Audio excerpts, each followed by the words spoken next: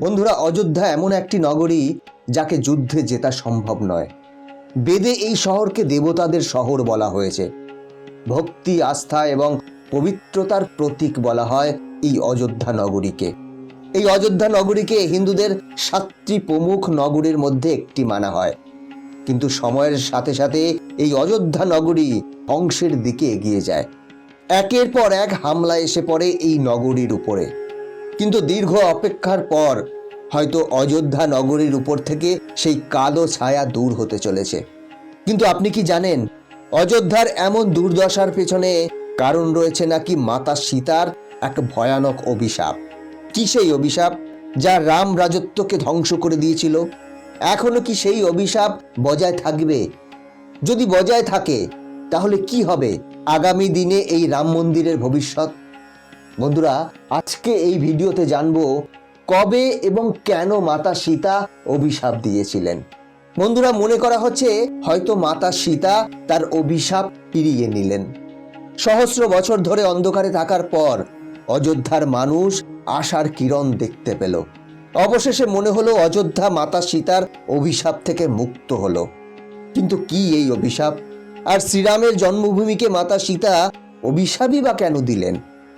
পুরাণ অনুসারে এই সৃষ্টির প্রথম মানুষ মনু এই অযোধ্যা স্থাপন করেছিলেন। তারপর তার পুত্রী ইয়াস্কু এই ভূমির প্রথম রাজা হন। আর তারই বংশে ভগবান বিষ্ণুর 7ম অবতার রূপে জন্মগ্রহণ করলেন শ্রীরাম। যে অযোধ্যায় একসময় সোনা, চাঁদি, হিরে জহরতে সাজানো ছিল, সেই অযোধ্যাতে রাম রাজত্ব হারাবার পর বহুবার বিদেশি শক্তি আক্রমণ করে। অযোধ্যাকে বেদে দেবতাদের শহর বলা হয়েছে।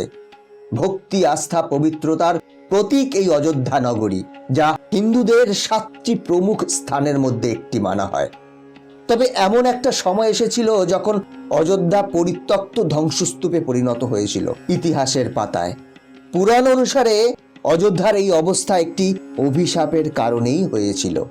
যে অভিশাপ মাতা সীতা এই নগরী ও এই নগরীতে বসবাসকারী মানুষদের দিয়েছিলেন। এমন একটা অভিশাপ যা অযোধ্যার সব উজ্জ্বলতাকে অন্ধকারে পরিণত করেছিল। কিন্তু আজ সহস্র বছরের প্রতীক্ষার পর একটা ভয়ঙ্কর অভিশাপ শেষ হতে চলেছে। কারণ ভগবান শ্রীরাম অযোধ্যায় ফিরেছেন। নিজের অস্তিত্ব হারিয়ে ফেলা শহর পুনরায় নিজের অস্তিত্ব ফিরে পেয়েছেন। ভগবান শ্রীরামের নগরী অযোধ্যার সঙ্গে এমন এক অজানা কাহিনী জড়িয়ে আছে যা বলবো আজকের এই ভিডিওতে। তাই ভিডিওর কথাগুলো খুব মন দিয়ে শুনুন। বন্ধুরা, রামায়ণের উত্তরকাণ্ড অনুসারে 14 বছর বনবাসের পর শ্রী রামচন্দ্র রাবণকে হারিয়ে মাতা সীতা ও ভাই লক্ষণকে সঙ্গে নিয়ে অযোধ্যায় ফিরলেন আর অযোধ্যায় রাজত্ব পদ গ্রহণ করলেন। সেই সঙ্গে মাতা সীতা অযোধ্যার রানী হলেন। একটি প্রচলিত কাহিনী অনুসারে অযোধ্যার কিছু লোকের মা সীতার রানী হওয়া পছন্দ ছিল না, কারণ তারা মাতা সীতাকে অপবিত্র মনে করেছিলেন। শ্রীমদ্ ভগবতের 9ম স্বর্গের 11তম অধ্যায় অনুসারে একবার রামচন্দ্র তার ভেদ বদল করে অযোধ্যার পথে ঘুরছিলেন, যাতে তিনি খুব কাছ থেকে নিজের প্রজাদের সমস্যা অনুভব করতে পারেন। তখন তিনি ঘুরতে ঘুরতে একটি ঘরের সামনে দিয়ে যাচ্ছিলেন। সেই সময় সেই ঘরের ভেতর থেকে ঝগড়ার কথা ভেসে আসছিল। তিনি শুনলেন এক ব্যক্তি তার স্ত্রীকে চিৎকার করে বলছেন, তুই পরের ঘর থেকে এসেছিস, আমি তোকে গ্রহণ করব না। রাম যদিও তার স্ত্রীকে গ্রহণ করেছিল, কিন্তু আমি রাম নই। এই কথাগুলো শোনার পর শ্রীরামচন্দ্র দুর্বিধাগ্রস্ত হলেন। যদিও তার মাতা সীতার পবিত্রতার প্রতি পূর্ণ বিশ্বাস ছিল, তবে তিনি চাইতেন না যে অযোধ্যাবাসী মাতা সীতাকে অপছন্দ করুক এবং তার উপরে প্রশ্ন তুলুক। এরপর শ্রীরাম পুনরায় মাতা সীতাকে বনবাসে যাওয়ার আদেশ দিলেন এবং ভাই লক্ষণকে বললেন মাতা সীতাকে বনে ছেড়ে আসতে। মনে করা হয় অযোধ্যার মানুষদের এমন চিন্তাধারার কারণে ও নিজের উপরে হওয়া এমন অন্যায়ের জন্য মাতা সীতা প্রচন্ড ক্রোধিত হলেন। আর এই ক্রোধে তিনি অযোধ্যাকে অভিশাপ দিলেন, চরম অভিশাপ। এই নগরী সর্বদা গুজবের দ্বারা পীড়িত থাকবে আর এই শহরের কোনো বিকাশ হবে না। বলা হয় এই কারণে অনেক রাজা রাজত্ব করার পরেও অযোধ্যাকে শতাব্দীর পর শতাব্দী ধরে অজস্র সংকট ও আক্রমণের সম্মুখীন হতে হয়েছে। আর অযোধ্যা কখনোই আগের মতো সুখকর নগরী হতে পারল না। অযোধ্যা শ্রীরামের জন্মভূমি। তিনি এই নগরীতেই খেলতেন আর এই নগরীতেই বড় হলেন। এই নগরী থেকে বনবাসের জন্য প্রস্থান করেছিলেন শ্রীরাম, আর এই নগরীতেই মানব শরীর ত্যাগ করলেন। আর এই সকল ঘটনায় গুরুত্বপূর্ণ ভূমিকা পালন করেছিলেন এই নগরীর পাশ দিয়ে বয়ে যাওয়া সরযূ নদী। এটি এমন একটি প্রাচীন নদী যা ইতিহাসে রামচন্দ্রের জন্মের কয়েক শতাব্দী আগে থেকে আছে। আর বলা হয় এই নদী ভগবান বিষ্ণুর চোখের জল থেকে তৈরি হয়েছে। একটি প্রচলিত কাহিনী অনুসারে সৃষ্টি নির্মাণের সময় ব্রহ্মার মন বিচলিত হলো, যার কারণে তার কাজে বাধা উৎপন্ন হলো। তখন তিনি নিজের মনকে শান্ত করার জন্য শ্রী বিষ্ণুর আরাধনা করলেন আর গভীর তপস্যায় লীন হয়ে গেলেন। এরপর শ্রী বিষ্ণু তার সামনে প্রকট হলেন এবং ব্রহ্মার ভালোবাসা ও ভক্তি দেখে তার চোখে জলে ভরে গেল। শ্রী বিষ্ণুর চোখের জল দেখে ব্রহ্মা নিজের কমণ্ডলে ভগবানের চোখের জলে ভর্তি করলেন।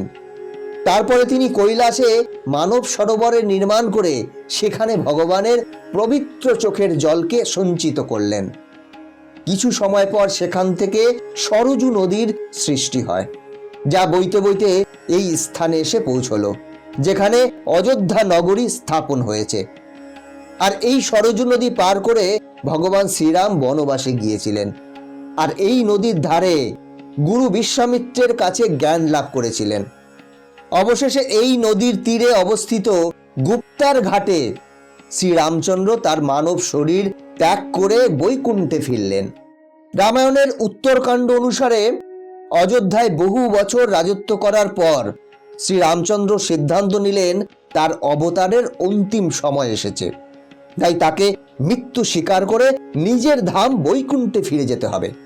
তাই তিনি স্থির করলেন সরযূ নদীতে জলসমাধি নেবেন। তিনি জানতেন প্রতিটি মানুষের মতো তাকেও যমরাজের সাথে পৃথিবী ত্যাগ করতে হবে।